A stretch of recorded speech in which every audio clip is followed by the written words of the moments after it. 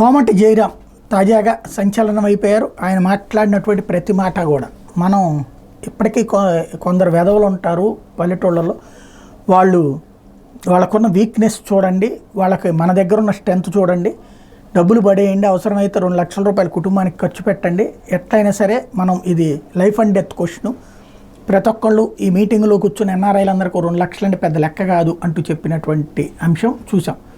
దాన్ని వైసీపీ వాళ్ళు వైరల్ చేయడం, దాని మీదన తప్పుడు ప్రచారం నా మీద చేస్తున్నారు, నా ఉద్దేశం అది కాదు అంటూ జయరాం చెప్తే జయరాం మీద యాక్షన్ తీసుకోమంటూ వైఎస్ఆర్ కాంగ్రెస్ పార్టీ విభాగాలు పెద్ద ఎత్తున ట్రోల్ చేస్తున్నాయి. అయితే మరి యాక్షన్ తీసుకుంటుందా లేదా? ఎందుకంటే వాస్తవంగా పార్టీతో సంబంధం లేకుండా వ్యక్తి ఎవరైనా మాట్లాడితే ఏమీ అనడానికి వీల్లేదు, ఏం చేయడానికి ఏమీ వీల్లేదు, భావ ప్రకటన స్వాతంత్రం అవుతుంది. కానీ టీడీపీ ఎన్ఆర్ఐ విభాగం నాయకుడు కాబట్టి మరి ఆయనకి ఏమన్నా ఎన్నికల సంఘం నోటీస్ ఇస్తుందా? యాజ్ పర్ నామ్స్ అయితే నోటీస్ ఇవ్వాలా, విచారణ చేయాల్సినటువంటి అవసరం అయితే ఉంటుంది. ఎందుకంటే డబ్బులు పెట్టి కొనండి ఓట్లు అని చెప్పేటటువంటిది ఖచ్చితంగా చట్ట ప్రకారం నేరం అవుతుంది. మరి అలా చేయడానికి ఎన్నికల సంఘం ముందుకు వస్తుందా లేదా చూడాలి.